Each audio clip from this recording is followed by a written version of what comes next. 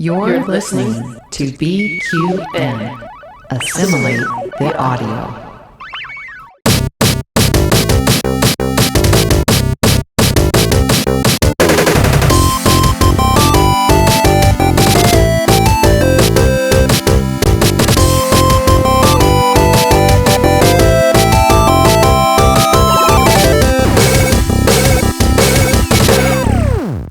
Hi, I'm Davey. You sure are, and I'm Mitch. And we are the Bargain Bin Gamers. Oh, look, Happy New Year. Happy New Year. I mean, I've seen you about 50 fucking times. Holy shit, we are booked up this whole weekend. We are really we're spending a lot of time with each other. And I, for one, am okay with it. Yeah, I'm ambivalent. It's great. But welcome back to the podcast, to our first kind of official episode in quite some time. Because, you know, it's summer. We've been having fun. Although we've done stuff. We have done lots of stuff off camera. Yeah, exactly. But That we've done sounded stuff on kinda camera. We've done stuff on camera too. We have. We just haven't been doing podcasts. We've been doing a lot of lives, doing a lot of, current affairs. Yes. Our live stream of It Takes Two was a lot of fun. It was very fun. And very popular. So check that out. And if you like it and you want us to do more, please let us know. Yes, we'll be back. We'll just do it whether you like it or not. Yeah. And it's just an excuse for us to drink more margaritas. Technical issues aside, our live stream of our Switch 2 reactions was also a lot of fun. It was. I was a little bit whelmed by the Switch 2, so hopefully it really wows me. Yeah. Spoiler for that video, by the way. Yeah. And have you been playing any games in recent times? Honestly, I've actually been having a little bit of a break. Other than Marvel Rivals, I have not. There's a game on here that I am really, really planning.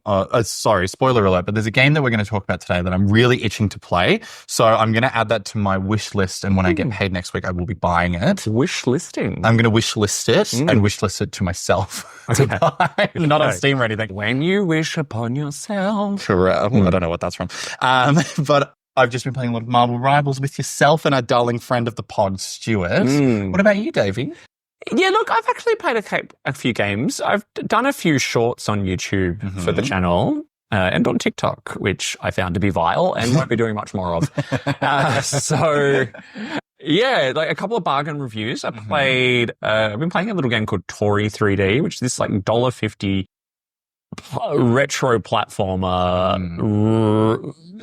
harkens back to sort of PlayStation 1 graphics. Yep. Super cute. Super cute. So I've been enjoying that. I've been playing through your favorite or one of your most iconic games, Remember Me. Are you still enjoying it? I am actually. I mostly enjoyed it for like the art direction. It was very like, it's got like good, like cool, like looks and stuff. But I'd be interested to know like how you find the story and stuff. We'll do a full thing on that once we're done. Watch out for that. And I've also played a little bit of Batman Arkham Origins because it went on sale for like $6 at Christmas time. Yeah. So Origins is all right. I wouldn't say it's like as good as the other ones, but it's definitely like a contender up there. Indeed. Yeah. So that's been me. It's been good times.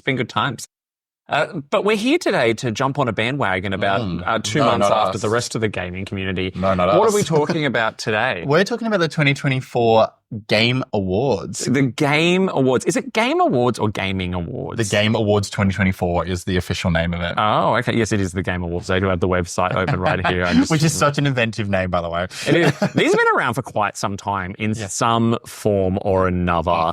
And they're always a bit of a little feather in the cap of the gaming year. Yeah, like I'm looking at the website here, and I feel like it's very much trying to take itself a little bit more seriously as an industry awards. Yes.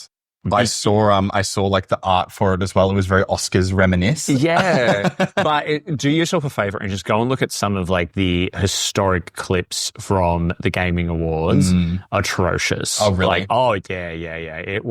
It's been a steaming pile of garbage, the broadcast over the years. But I feel like they've tried to lift it up a little bit. But we're not really I don't really want to dive too much into the world of the actual broadcast itself, or how the awards are handed out. Yeah, I had a little look on this quiz on the website. It was interesting to see that there is a jury. There is 100 global media and influencer outlets. God, that word is so stinky. Every time I hear that word, it's like, ugh. So they help provide. So each voting outlet completes a confidential unranked ballot based on the collective and diverse opinion of its entire editorial staff, which would be one person, I guess, in the case of an influencer. Listing. I have TikTok fans. So except for the influencer and the boyfriend that gets dragged along to film all of their shit. Yes. Anyway, ballots are tabulated and they give awards. I don't know how they come up with the categories. Interesting choices for categories. Yeah, there's quite a few. And I think do you reckon we should just dive straight into it? Yeah, and just go on. Start going through these categories and just give our thoughts. We're just going to give thoughts. Yeah. We're going to ruminate. Ruminate. There will be some rumination. Yeah. What's a word that you want to choose for what we're going to do? Well, I actually have a funny story about, what is the word again? Ruminating. Is that the same thing as remuneration? They're different words, yeah? Yeah. Well, I used to say that word as like, what's that thing that a cow does? Masticates. No. Chews on cud. They also have a ruminate word too. And I used to get it wrong and I used to interview people for a job. And You got a big word wrong. Oh, that's not me. I know. I'm waiting for us to have enough content for me to make a little TikTok out of that. Oh my God, we should try and pick one every episode. But the other thing that I would like to also be doing, not only will we be ruminating, oh my God, we will also lamenting. We'll also be discussing maybe like some controversies around those things as well. Just like some general gamer chatter, which tends to be really vile. But we'll also have a look at that. And maybe I also wouldn't mind. I have the list here of all of the trailers that were released. Wouldn't mind going through maybe just seeing like who might be our favorites. All right, let's do it. Let's dive into it with the first category.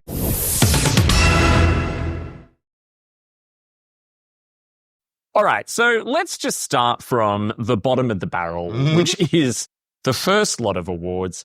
So I don't really care for these, right? Okay, so it's about esports. Yeah, don't give a fuck, no offense. Well, no, and I think, esports is a big thing, but I've just never found it really engaging because... I'm not really a sport person. Well, I mean, I kind of am. I go to the football.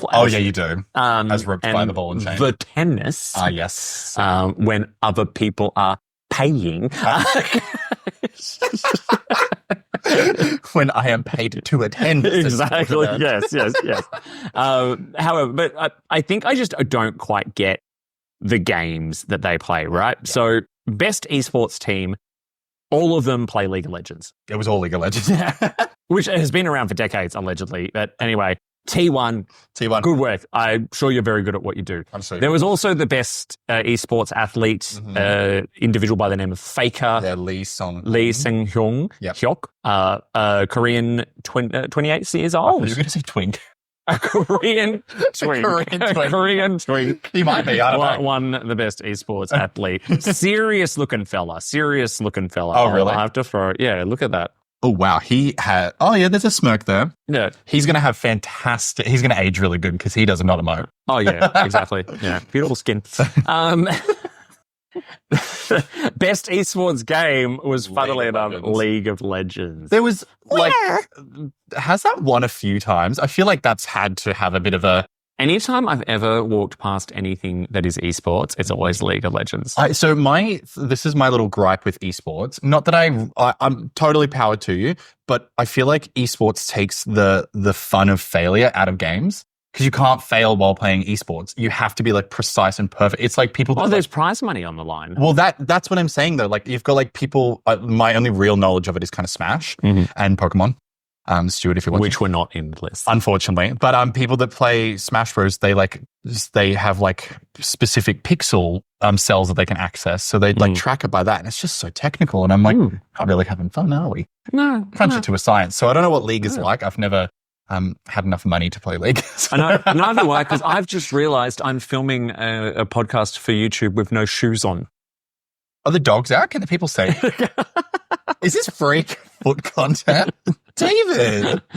Oh my God. I'll drop you a link to where you can pay for that. Me and Davey both have really big feet, so if you guys want... Yeah. I'm just so sorry.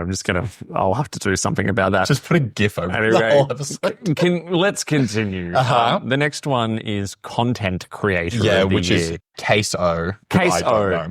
I looked up Queso's YouTube and I'm not going to say anything too much because Queso has 7 million followers. Wow, fuck us.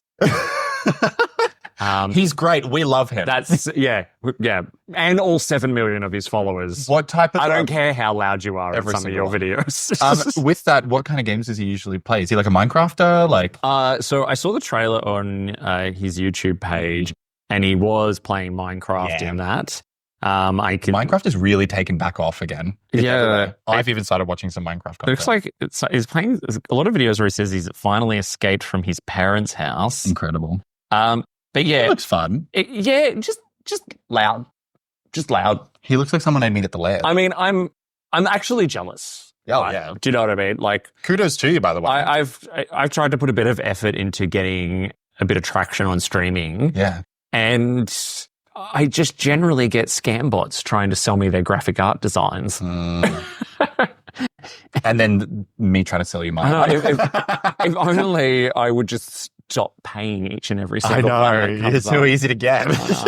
But like, kudos to him, like having 7,000 followers. Like, that's going to be so much work and like so much hassle. I don't think we're physically prepared for it. Yeah, but like, would I watch Queso? I don't know. Yeah, I might check him out. Yeah, I mean, I'm more of a fan of queer streamers anyway. And I'm not. I do not know enough about Queso to know whether they are or are not queer. What little I saw didn't get the old gaydar buzzing, so we'll stop right there. But love your work, Queso. Keep it up. I love all your fans. Please don't hurt us for even talking about him. The other bottom one, not to rag on this or anything, but was the Game Changer Award. Did you have that one ranked below? A Game Changer? I didn't even see that. Oh, well, there was a Game Changer Award, which I believe was for people like changing the way that games are played. And it was a gentleman called Amir Satvat. Yes, congratulations on your win, by the way. Yeah. Unfortunately, I did not do enough research into him, so I didn't know anything about it. I'm sure you're very good. Yes. Okay, the next one is the one, now we were talking about this just before we started, most anticipated game. Can you please describe how you described it to me? It's like winning an award for having a thought. Which is exactly or an what idea. I mean, I had an idea this morning to do a poo. And you won. Congratulations. And I won the award because I did the poo, and it was the best poo of the day. I was very proud of you. Yeah. But, so let's look at the nominees. Death Stranding 2, didn't play the first one. Nah. Ghost of Yotei, don't know what that is. Didn't play that one. Grand Theft Auto 6, which was the winner. Yep. Metroid Prime 4 Beyond. I'm excited for that, actually. I'm into it. I like Metroid games. Monster Hunter, I've dabbled in the Monster Hunters before. Monster Hunter, to me, is like a natural progression from Pokemon because I've been playing a bit of Monster Hunter. Actually really keen for the game. Yeah. Look, I think we can all just agree that, Grand Theft Auto 6 will probably be... It's going to be the game of the year. Good. It's coming out this year, isn't it? Fuck knows. It's always been coming out. It's been coming out for the last decade. Yeah. Oh, look, you know what? I have a complicated history with the Grand Theft Auto franchise.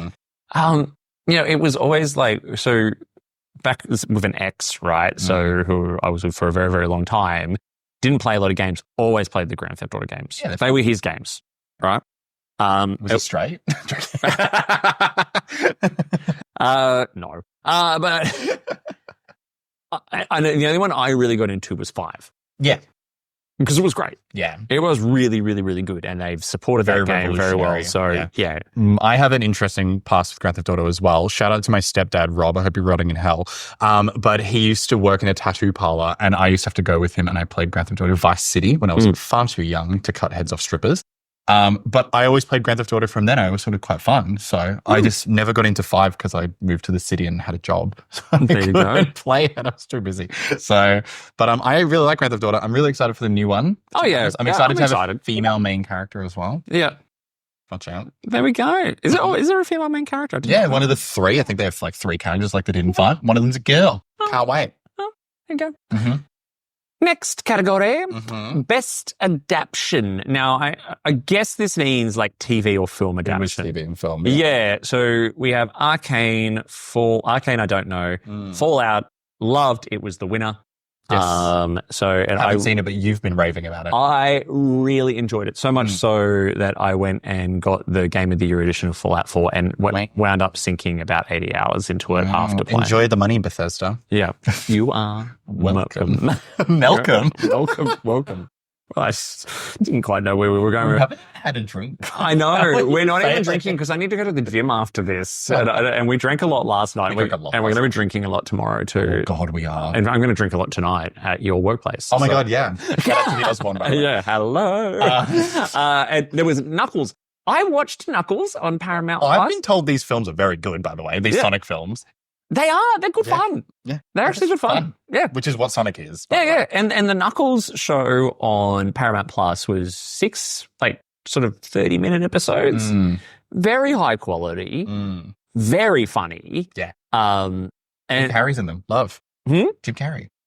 Yes, he's not in the show, Knuckles. Oh, he's not in the show. Yeah, so there's been the 3 movies, and Knuckles was a streaming show on Paramount Plus. Silly me, I'm so old.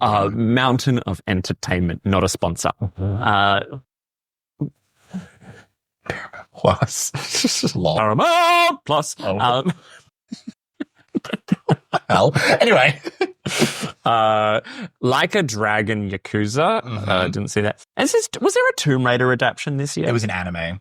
It was an anime adaptation. Well, it wasn't an anime adaptation. I don't think it was made in Japan, but it was like a cartoon version. I see. I didn't hear really anything about that, so I don't know if it was really good. I think it might have just been slim pickings this year, because I've had a lot of contention around that this year was a boring year for gaming, which I have thoughts about. But in terms of adaptions, I think there wasn't really too much option other than Fallout and probably Knuckles, really. Yeah. I don't think there was another option. And Fallout was great. Fallout was fantastic. Yeah, and I'm so annoyed that it's going to take 2 years for the next season to come out. I'm so over these TV shows taking years. Start burning your actors and writers to the bone. Yeah, absolutely. Fuck their rights. Yeah, I want my content. Actually, no, we do 100% support the SAG-AFTRA reunion. Just in case.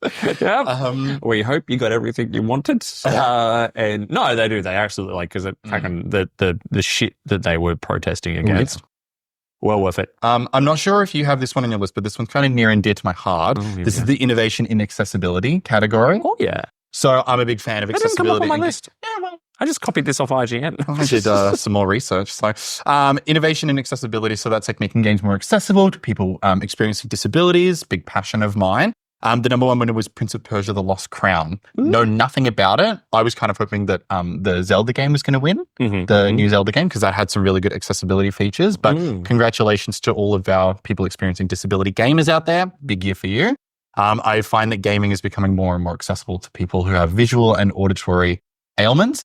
One of my favorite streamers that I watch, other than Davey, of course, is Andrew JRT. He plays Overwatch and Marvel, and he has a visual impairment, and he's really big on that. So massive fan of that. Congratulations. What did they do in this Prince of Persia game? I have no idea. I didn't research it. I'm so sorry. Fuck me.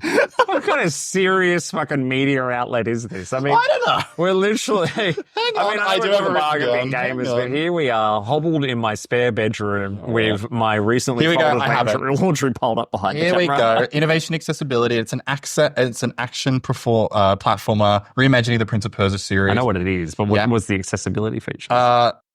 It helped them with motion sensing. Motion sensing. Congratulations. Okay. Good. Which makes sense because Prince of Persia is basically Assassin's Creed. Yes. So. I have also seen other games now with features that you can turn on where it'll read out what's happening on the menu and all that kind of stuff and make it far more, more an experience that different people can enjoy, right? Because just because you may have a weakness in one particular sense doesn't mean you can't game as long as it is compensated for. Exactly. And the one that I was bringing up about Andrew JRT, he's colorblind. So the usual colors that you'd have for enemies like red and blue, he has to have it tweaked. So a lot of these games like Marvel and Overwatch, they allow you to tweak the color band. So for people who are color blind. So, but yeah. Okay. All right. Best multiplayer game. So never played this game, by the way. The nominees are Call of Duty Black Ops 6, Come to the winner last one. Super Mario Party Jamboree. Woo! Big favorite of Big ours. favorite of ours. We love a bit of Mario Party. Who doesn't? Honestly, Exactly. like- And I really enjoyed Jamboree. Yeah, Jamboree's fun. Yeah. We did a whole video on it. Link in Link in the description. the description. If I remember. Tekken 8, never played it. Warhammer 40k, I have. I bought that game. I enjoyed it. I didn't get too much into the multiplayer, although apparently it's very, very good. But it's very similar. In fact, maybe this is why I didn't win. I found you didn't really unlock operations, or which is the multiplayer component of Warhammer, until you finish the campaign. Oh, that's... I always hate that about games. Sometimes when they lock like a service that is inbuilt into the game behind like a certain time sink. Not the biggest fan of that. No, but the winner was Helldivers 2. Did you play Helldivers 2? Today was the first day I've ever heard about Helldivers. I've literally never heard Surely about not. We had friends who raved on about it. it. Clearly I was listening. Yeah, okay. So, but it looked cool. I watched a lot of trailers about it. I've got it. It is 100% pure multiplayer in this big kind of MMO universe, very inspired by Starship Troopers. It is, it's very easy to get addicted to, much like we've been addicted to Marvel Rivals, because you can just boot it up, jump into a party straight away, and have a good time blasting your way through hordes and hordes of bug-like aliens. And there's a dynamic, sort of persistent online world happening where the aliens take over different planets and different star systems, and the community has to push back and fight back. Much better played with people you actually know. That's been the big thing for me since we started playing Marvel Rivals. Yeah. These games are better when you are playing with friends. Yeah, and that's one of the best parts about these multiplayer games, which is why they obviously have been thriving for so long, because they let you connect with friends no matter where they are. That's the best part about multiplayer gaming. So, but Helldivers sounds like it would have been a fucking hoot. I'll have to try it. Yeah, it is worth a go. It is worth a go. Best sports racing game, not even going to give it any time. I was really funny when I was watching the video. I don't know the guy's name. Whoever you were, the guy presenting, you were really funny, by the way. He was joking about all the 2025, 2024 in all the names for all of these. Oh, yeah. He was like, and this one's 2024. Wow, crazy. Oh, yeah. 2025, I was like, oh my God. F1 24, EA Sports FC 25, winner, NBA 2K25. I had a giggle. WWE 2K24. Fuck me. All right. Best sim or strategy game. Frostpunk 2 was the winner. So I played Frostpunk. Frostpunk. Ever heard of Frostpunk? Nope. Great. Fake gamer. No, some of these were all new IPs to me, by the way. Yeah, well, I mean, I don't really know the other ones. I mean, I've heard of Manor Lords. I heard that was quite popular. Oh, yeah. I heard that one too. Age of Mythology, I heard of that. I had friends play that in high school. Kunitsugami, Path of the Goddess, no idea. Unicorn Overlord, sounds more like a fucking acid trip game. Sounds like something from 2012. Exactly. However, I remember playing the original Frostpunk. I was drawn to it because it's a strategy game which is set in a very stylized steampunk meets dystopian post-apocalyptic future where you've got like a settlement there's like an ice age, and you need to try and grow the settlement and form alliances with other settlements, and it's tough. Because, is it like a click game though? Like is it? Yeah. Like old school, like Command and Conquer, Age of Empires, all that kind of stuff. Really, really cool though. And tough though, because it really makes you feel like, well, if you were living in a post-apocalyptic ice age, you know what? It would be fucking hard. It would be. And you have to make decisions which will mean that, I'm probably going to lose some of my people to get this particular resource. You kind of have to. You have no choice, right? It's sort of like the good of the many kind of thing. Okay, that does sound kind of fun. I've never been like a massive like simulation / strategy dark, game. by the way. Oh, killing the innocent. That sounds like fun. It's the needs of the many. Yeah. You heard it here first, by the way. Spock quote for anyone. My Star Trek friend. Do love Spock. Sorry, go on. I just said I do love Spock. Oh, okay, good. Big fan. I don't know where that noise came from. Next category, have you got best family game? I do, and I want to know, when we say family game, what does that mean? What does that mean? Does that just mean a game that kids can play? I think it's a game geared towards children based on all of the nominees. Right. Like, I think it's like, because obviously you make games, some games are for teenagers, some games are for like adults. I think these games are all geared for children. I guess no surprise that 3 out of the 5 nominees there are Nintendo. yeah. Woo! Yeah. Princess Peach Showtime, haven't played. That one got quite a bit of a hoot and holler when I was watching the awards, by the way, which power to her. Yeah. Super Mario Party Jamboree. Woo! Love. Should have won. The Legend of Zelda Echoes of Wisdom, which I have not played. I found it interesting that it was listed as a family game. I guess it has a very kiddie it's got that chibi aesthetic. It's kind of a difficult game from what I know, though. I haven't really played it too much, but it's kind of complex. I've been concerned about the fact that they've mentioned that there's frame rate issues and all that kind of stuff, which is just happening too much with modern Switch games. Switch 2, please fix it. Yeah, also, not your Switch sidebar, your Switch popping its back off now that the Switch 2's been released. Yeah. We were at the Melbourne Gamers yesterday out in a park and we were going to play Mario Party on our little rug and the little stand went... I was like, oops, Switch 2's been announced. Very suspicious. Thing is going to start falling apart. One of the nominees on here, I played this game start to finish, The Plucky Squire. I heard really good things about it. Haven't played it myself. Yeah. We've actually got some video footage of myself playing it up on Twitch and on YouTube. It was super cute. It is 100% geared towards kids. It is not overly challenging, but gorgeous. Have you seen it's the game where you're a storybook character, but you get pushed out of the book? I saw the trailer. There's 3D, 2D kind of stuff. It seems very, very like well art designed though as well. I was like, it's pretty. That was I downloaded it because I'm like, this just looks pretty. Yeah, it's very like it was giving inventive. It was giving like what I think Paper Mario should be doing. Yeah, it's like coming from like the book to like 3D. I was like, oh, this is quite cute. You're going to hold that forward about this is what Paper Mario should be doing. So the winner of Best Family Game was Astrobot. And we are going to be mentioning them a lot. Yeah, and these awards are about a month or two old now, right? Yeah. So you probably know the deal here. But recently, the former head of Nintendo of America, who used to be quite a personality in the industry, Reggie Fils-Aimé. Oh my God, I love Reggie. My body's ready. Reggie said... Astrobot beat Nintendo at its own game. Wow. I've actually heard that sentiment before. I'm going to get it. I've got $100 left on a gift card. I'm heading down to Big W. And they're going to be raking it in after this fucking Game Awards. So look, it's surprised a lot of people how often this game has been spoken about throughout the Game Awards. So we'll come back to that. Yeah. Best fighting game? Tekken 8. Tekken 8, good for it. Good for it. I was going to say there's been a lot of discourse around the Tekken community, which I have heard babbles of. Tekken 8's apparently a return to form. So congratulations, good for it. Yeah. Best RPG. Now, there was some controversy here, wasn't there? I believe so, yeah. I mean, so the winner was Metaphor ReFantasio, which I believe comes from some of the creatives behind the Persona series. Yeah, it's a JRPG from the people who made Persona. Which I've never played, but I understand is very, very popular. Persona's very good. I've played a couple of the Persona games. You really have to sink a lot of time into them. Not sure if this game is kind of like that as well. It seems a bit more like action combat oriented. Okay. But it seemed, it was kind of in the name on everyone's lips at this game event. Everyone seemed to be referencing it a lot. Yeah. Some of the other games on here, Final Fantasy VII Rebirth. It's a pile of shame at the moment. I'm about 3/4 of the way through it. It's a big ass game.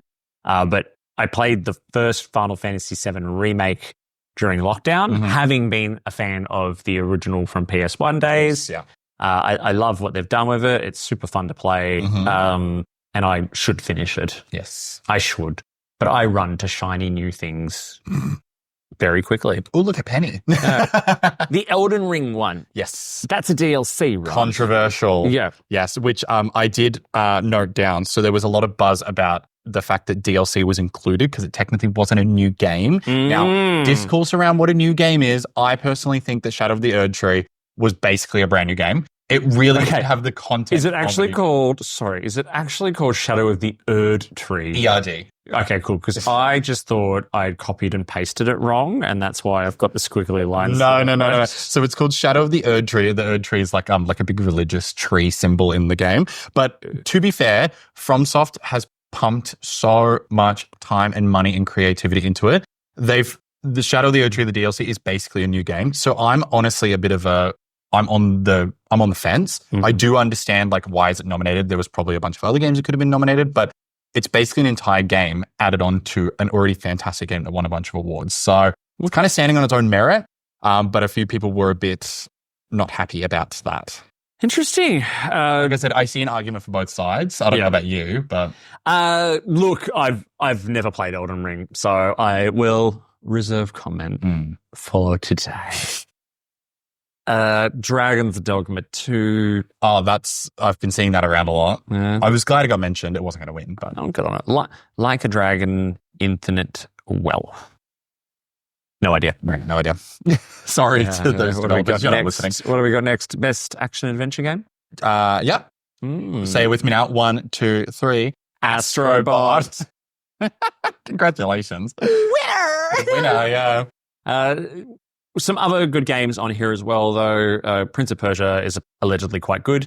I haven't played... I mean, I played the original Silent Hill 2. Yes. I've heard the remake is quite the experience. I'm really excited to play because I love Silent Hill 2. It's my favorite one, so I really want to play it. Yep. Star Wars Outlaws. We've done 2 whole videos on that. And I'll reiterate what I said during our first review, and that is, it's fine. Perfectly serviceable. Yeah.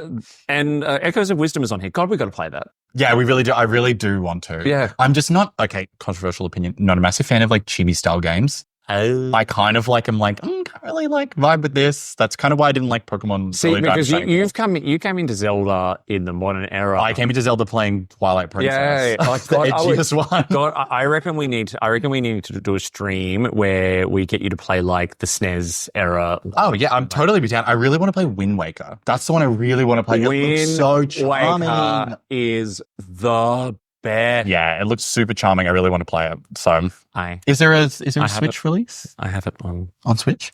I have a backup of my owned ROM sitting there on my laptop. What a treasure trove our new studio is. I know, right? So, yeah. No, Wind Waker is... that game, it was... With the exception of the modern Zelda games, was probably the one that has captured my imagination the most. When I first played it, when it first came out, I was obsessed. I can tell, I can imagine why. I've only ever heard super good things about it. The art direction looks really fantastic. It's that middle ground between where it's not too chibi and smooth, kind of like the new Zelda game, but it's like, it's still like cartoony. It's almost like a little anime or something. It's very cute. So would love to play. I will be playing. Okay. Watchers, keep me accountable. We got to get him onto some old school Zelda. Yes, please. All right. So the next category, read it out for me, would you? Is that best action game? It is. Whereas the category before it was best action/adventure game. Yeah. I don't know what the difference between an action and an action-adventure game is, because most of the time when you're doing action, you're also adventuring. And I would argue severely that this game that won is also an action-adventure game because you adventure through the world. And the winner was? Black Myth Wukong. Monkey Magic, the game. A game that is number 1 on my list to play this year. I have to play it. It looks stunning, but apparently it's very hard. Well, that's why I want to play it. Oh, okay. Because it's kind of like a Soulsborne-esque game. I'm sure people keep making those comparisons and it's probably a bit trite.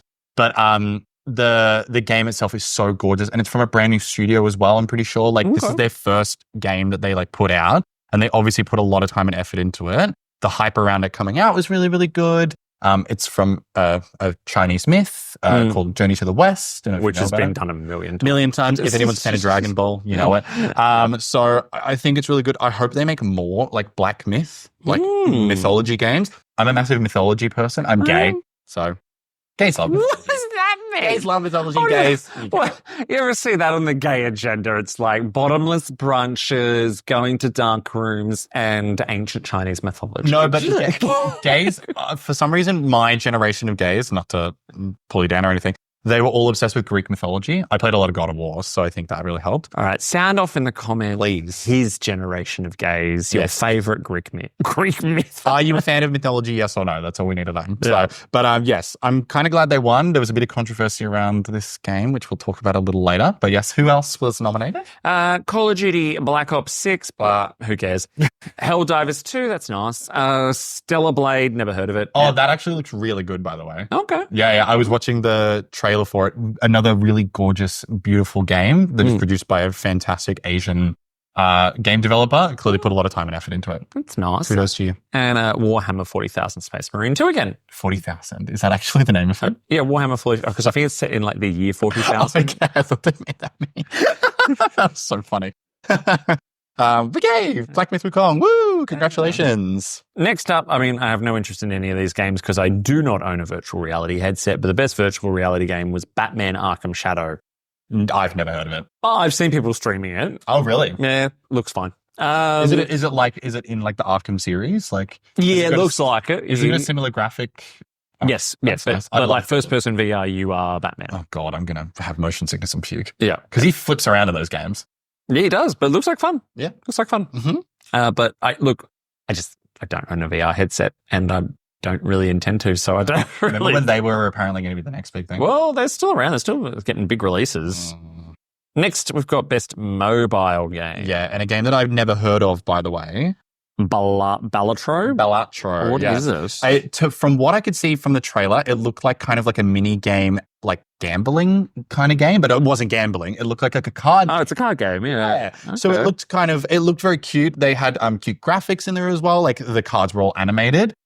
It was kind of another one of those names it was in kind of like a bunch of different sections. Like people they were like nominated for a bunch of different ones. So clearly they're doing something right. Okay. But I've never heard of the game, never heard of the people who made it, but apparently people really love it. So good times. Were there any other mobile games on there that you liked or knew of? Well, I mean, I'm not a mobile gamer, so. There's a Pokemon game on here. The TCG one. I'm assuming you know of that. I'm not a TCG girly, but the people love opening Pokemon cards. So Pokemon made it a online app where you can play and you can open Pokemon cards. So people do that now. Okay, so I'm just going to call out. So the next two categories, Balatro. They won both. Won both. Which is best debut indie game and best indie game. You mean best independent game, which is an indie game. Yeah. It's good to see the Plucky Squire was on there as the debut. I saw that on there, yeah. Manor Lords, Pacific Drive, Animal Well. Mm-hmm. Okay, cool. But yeah, congratulations, Balatro. Yeah, I'd have a look at the independent games because, I usually like to support those. Lorelei and the Laser Eyes. Sounds like fun. Lorelei. Never. UFO 50 and Animal Well. Okay. We'll have a look. Best community support. So I'm guessing this is the actual games that the community gets the most behind. Yeah, it's like ongoing support. Yeah, so Final Fantasy 15, Fortnite, Helldivers 2, No Man's Sky, which is apparently like Still going. Amazing. And people love it now. Yeah. I hated it when it came out. There was a fantastic YouTube video about the the fall and rise of that, by the way. Yeah. I highly recommend because they have put a lot of passion into this game after it flopped. So there you go. Baldur's Gate 3 was the winner. Again, this is one of those things where I wish I was on this bandwagon. Me too. Because I think when we had Warren from Melbourne Gamers in, he was talking about Baldur's Gate and he was making all these references and we like nodded and smiled because we were trying to impress him. Some of us more than others. And no idea what he was talking about, but it's basically D&D, but you can play it online. And I think this falls into the category where, people like us with busy full-time jobs and partners and all that kind of stuff. They're saying that Warren isn't busy with full-time jobs and partners. Love you, Warren. But I get what you're saying. Yes, continue. Yeah, but it's like if that's what you're playing, that's all you're playing. There's no other real games like on the side. Yeah. But correct me if I'm wrong. It's not out on PlayStation 5, is it? It's only out on PC and Xbox, which is why I haven't played it. Because I'm itching to play it because I want to get into like a D&D space. And obviously playing it as a video game is a little bit more accessible because I can just kind of pick it up and play it whenever I want. Yeah. But to my knowledge, it's not on PlayStation 5. Yeah, so I know it's apparently releasing. No, it is. It is? I'm on their website. It says PS5 Pro. Is it only on Pro? I don't know. I doubt it. Steam, GOG, PS5.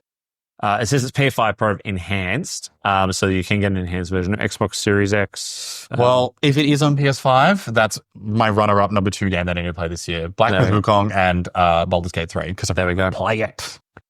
The next one I think is a bit of an extension. It is the best ongoing game. Yeah, I don't know what they used to differentiate. So it's pretty much all the same games. Destiny 2, I'm interested to see that's still got legs. I remember playing the first one and loving it. I remember playing the second one and loving it, and that was a day. Yeah. But Helldivers 2 was the winner there. So we're starting to get a bit of repetition here. Yeah, we're going to see a little bit more of that coming. What is Games for Impact? That's a really good question. Let me have a quick look and see if they specified in my little notes here. Games of Impact. So Games for Impact. Yeah, I don't know what Impact is. And maybe it's like based on my little notes that I have here that IGN gave me. It's games that made a big impact on gamers. Like changed the face of like what that type of game could be. Well, I guess that would probably ring true for at least two of these. So Life is Strange, Double Exposure has a big impact in terms of its narrative.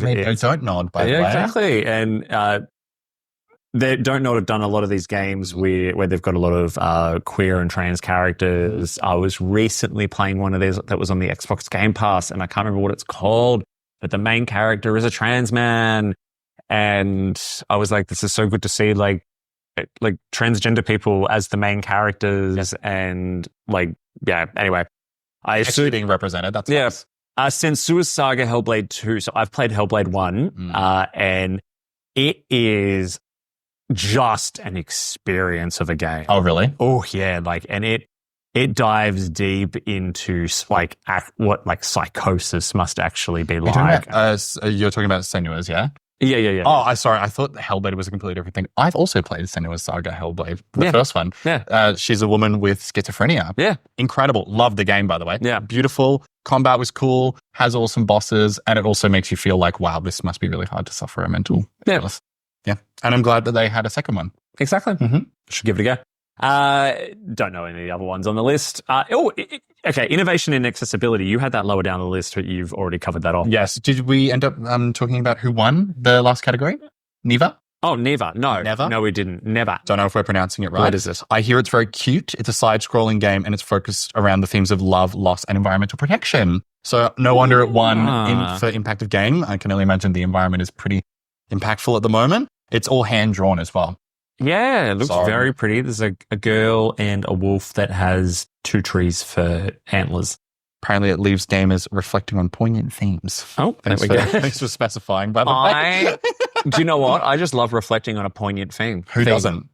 A theme? A theme, not a theme, not a femur, but a theme. A theme. Yeah. All right. I'll get on that. I love anything that's poignant. We've done innovation on accessibility. Best performance. So this sounds like the best actor. I was so glad for this, by the way. Yeah. Because I'm a fan of this voice actor. So.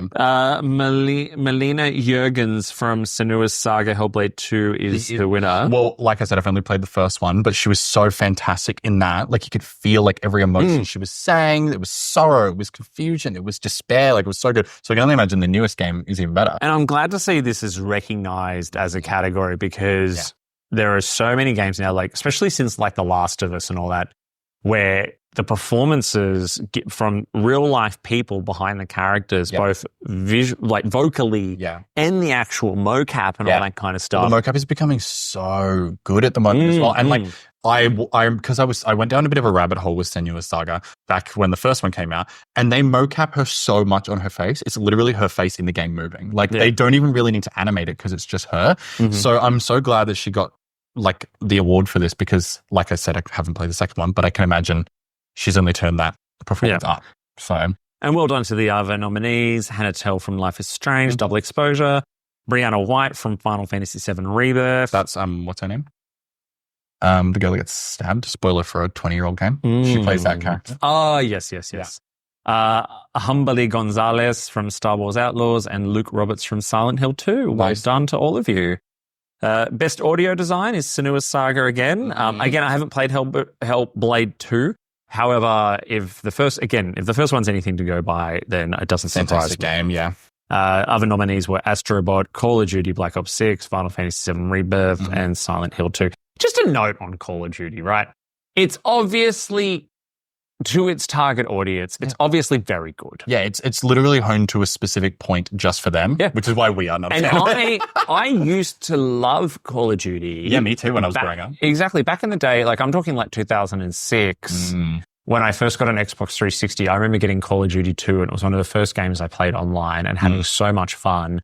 And even up into like the Modern Warfare days. But then when it became toxic, it became really toxic. Depends, yeah. And the whole like 3 different studios or 2 different studios working on alternate releases each year. Yeah. And how the parent company screwed over the creatives on it at one point. It just became as toxic as its fan base. But I'm glad that it's still doing well. Best score and music goes to Final Fantasy VII Rebirth. That's some pretty iconic songs. Did they change them up? Look, it's very much built on the chip tunes from the original, but it's gorgeous to look at. It's gorgeous to listen to. Yeah. And look, I'm sure Astrobot is amazing too. 'Cause it's in there. We really got to play it. Yeah, we really do. Best art direction is Metaphor Re Fantasio. Now, as I said before, had a look at the game. Fucking gorgeous. Totally understand why they won that. Yeah, I watched a bit of a video. It looked a lot like any other JRPG that is out at the moment. It's but in the same vein. Yeah. Vaguely running on the same art direction as well. Yeah. But it looked gorgeous. So Astrobot's in there. Black Myth is in there. Elden Ring Shadows of the Erd Tree is in there. I'm kind of sad Black Myth didn't win that one as well, because I do think that game is really gorgeous, but it's basing things off myth, so it's probably less creative than this Metaphor Re Fantasia, which is original. Next one I find interesting, best narrative went to Metaphor Re Fantasio. Just because it's in there with some other big narrative heavy games like Final Fantasy VII Rebirth, Like a Dragon, don't know it. But Senua's Saga and Silent Hill 2. Yeah, they have some, like we're saying, we haven't played Senua's 2, but the original one, some seriously heavy storytelling and narrative, meat to chew on. And Silent Hill 2, oh my God, that's a fucking deep as hell game. Yes. Especially if you get the special ending where it turns out it was the dog.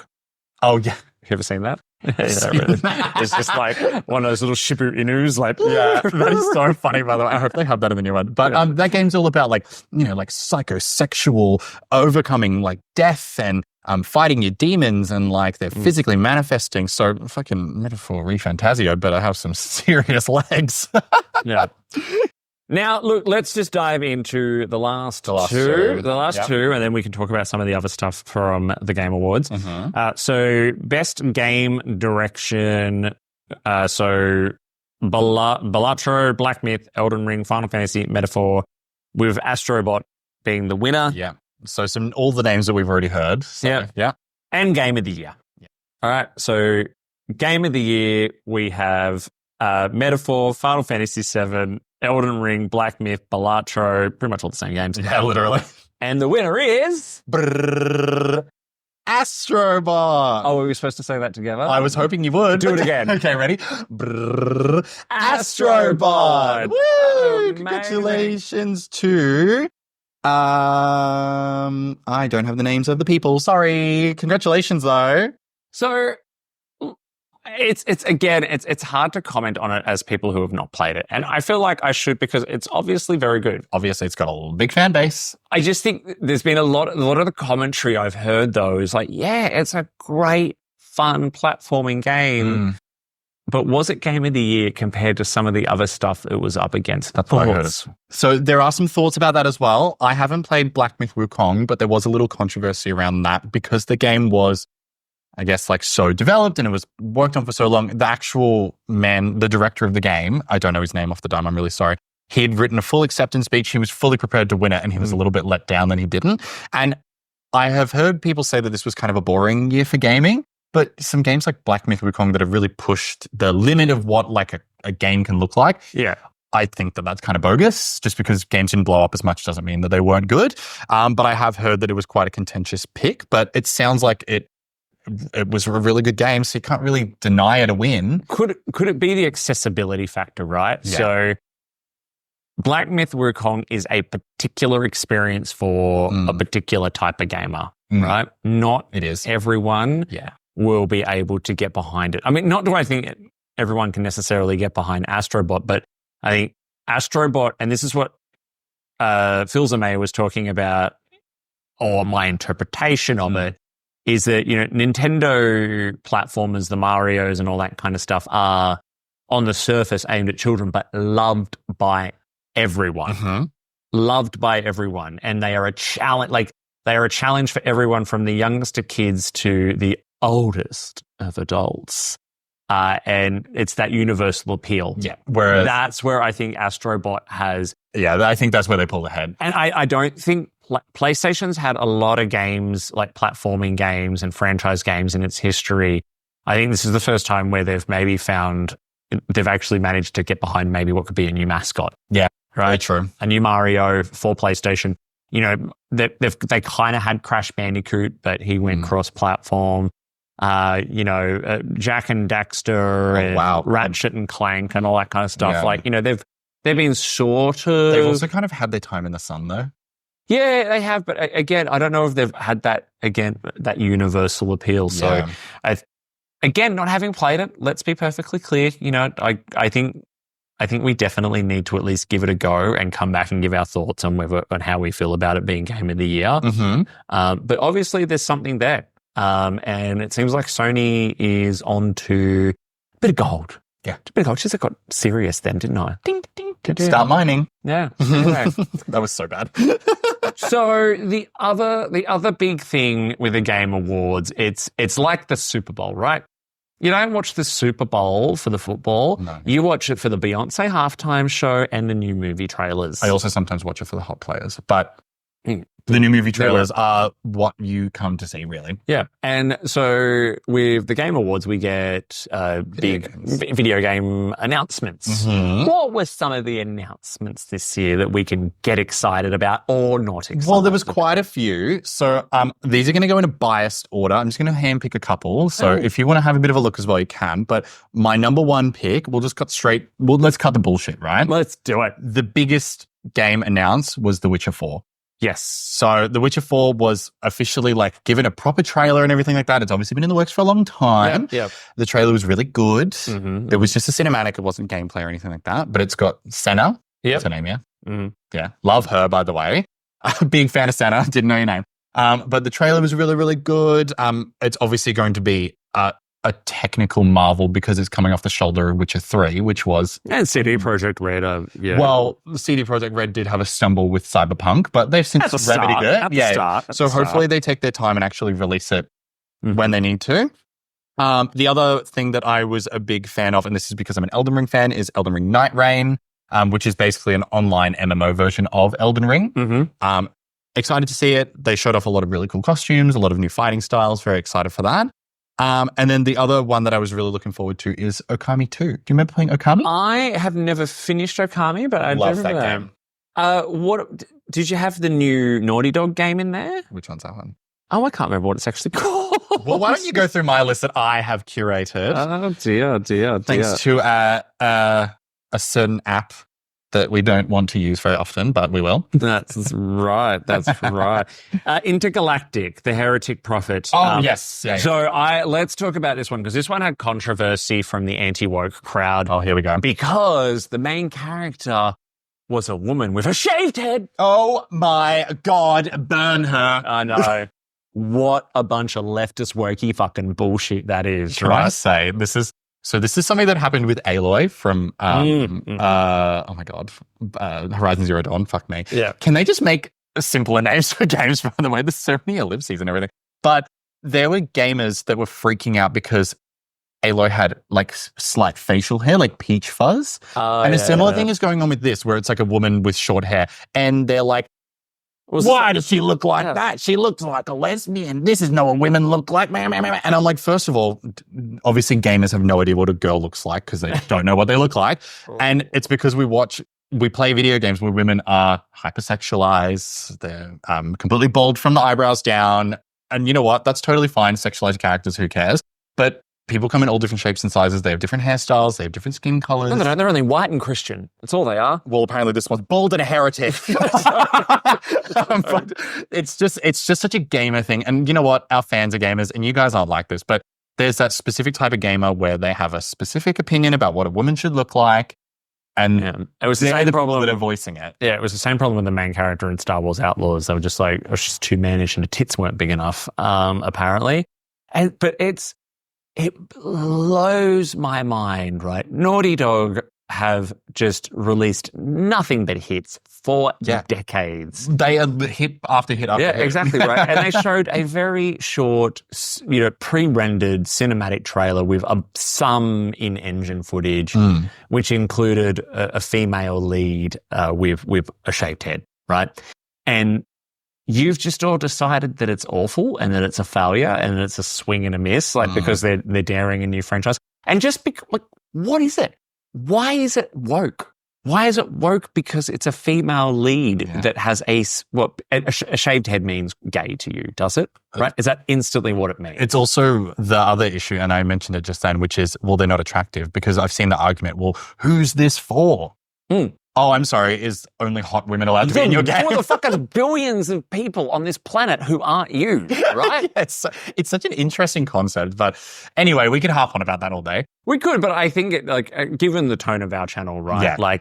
It just needs to be called out. Yeah. Just fucking let people enjoy shit. Leave it alone. Exactly, right. If you have nothing nice to say, as my mother once said, say it behind their back. Yeah. I mean, I'm going to segue into this, right? Because I kind of have to, right? Today, we are filming this on January 26th, which is Australia Day or Invasion Day, depending on how you want to look at it, right? And there's a bit of a sentiment now around the place that it's a little bit more of actually stop trying to rile each other up about it and just let people do what they want to do. Exactly. Right? Yep.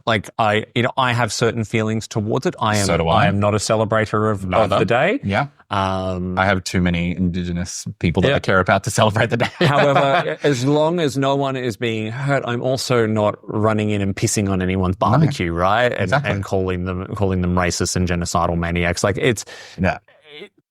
going to have to do what you want to do, right? And I think that's just our ability to respectfully disagree with each other has just really been tarnished. And that's the thing. There's things that you can and can't respectfully disagree on, like how some people should exist and have rights. Or certain salutes that some people do at the end of a rally. He's autistic. What's it called?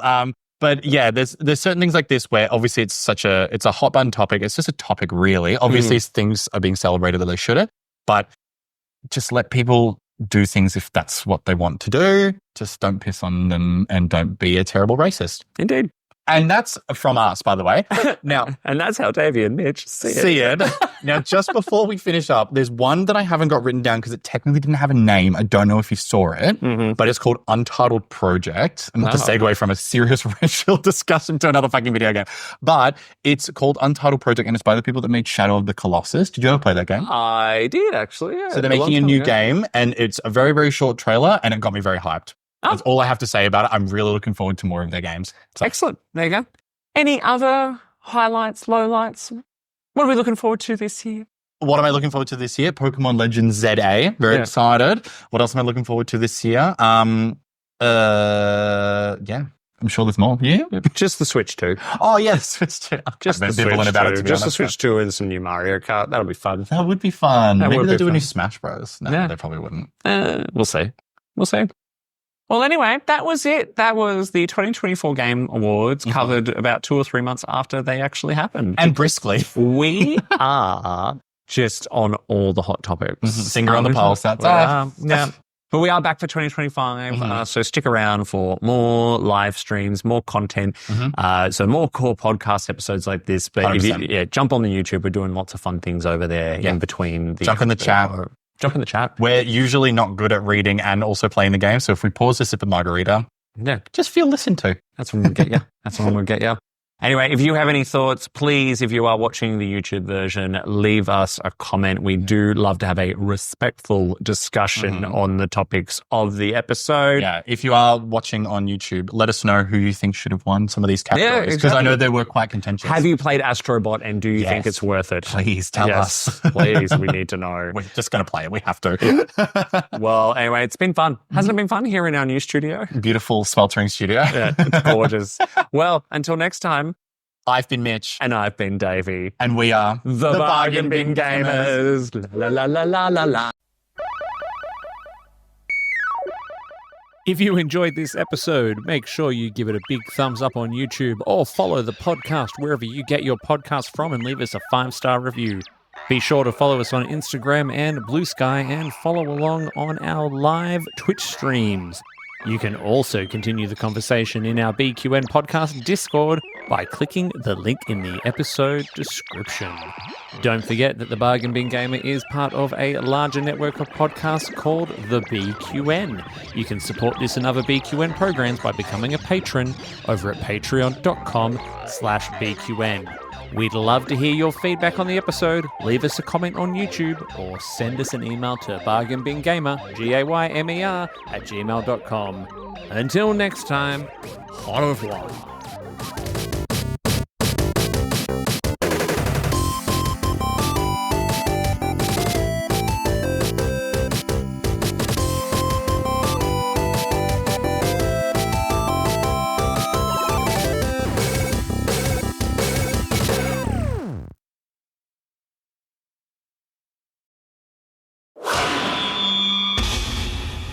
Double T Media. What shows are on BQN, you ask? Well, here's a rundown of some podcasts you might be interested in. All Good Things, a Star Trek Universe podcast covering all of Trek, hosted by Amy, Christos, Kelvin, and Kristen. Whether you've got Xbox or Nintendo, check out Bargain Bin Gamer, a YouTube show hosted by Davey and Mitch, self-proclaimed gamers who specializes in reviewing and showcasing affordable video games. Grab your popcorn as you listen to Cinema Z, a film discussion and review podcast showcasing films you probably missed but should definitely check out. Hosted by Mark and Matt. Don your apron for the Food Replicator, where Matthew eats and drinks his way through Star Trek Cocktail and 3 cookbooks. Beam Aboard Galaxy Class, a Star Trek Next Generation podcast covering all of TNG, hosted by Steven. In order to not repeat it, listen to History with the Zalagis, a snippet of historical events from around the world, hosted by Chrissy and Jason. For the newest Trek coverage, check out Infinite Diversity, hosted by Chrissy and Thad. Curl up with a good book and delve into Beta Canon with Peter, host of the Trek Book Club on Twitter and Blue Sky, and his companion Trek Book Club podcast. Test your Trek knowledge with Treksperts Quiz, a Star Trek quiz show hosted and written by Davey and MC. If you're a member of Starfleet Federation or Planetary Union, go check out Union Federation, covering current Star Trek and the Orville, which we all know is really a Trek show, hosted by Kyle, Kevin, Amy, and Haley. Head over to YouTube and watch The View Screen live on Sundays, your Trek-inspired talk show hosted by Calvin and Amy, with new 8-week seasons in the spring and fall. Spill the tea with Christos while he discusses current Trek news and events and explores the world of fandom via guest interviews, all with an LGBTQIA+ perspective on What's the Tea Bev. And for our patron members, we have the Hive Mind with script readings and roundtable discussion, It's Green, a cornucopia of topics, then Amy's Math Moments, a quick look at math moments in Star Trek. You can keep up with all of these shows by following the network at BQN Podcasts on Instagram and Blue Sky. We know you have a choice of podcasts to choose from, and we thank you for listening to BQN. Assimilate the audio.